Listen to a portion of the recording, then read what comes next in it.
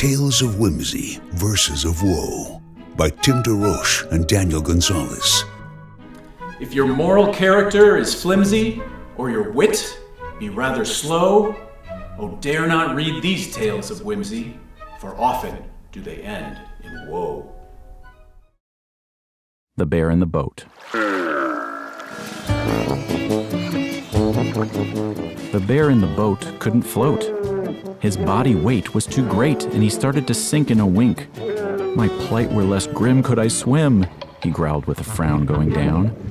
But he grabbed the tail of a whale who gave him a hand to the land.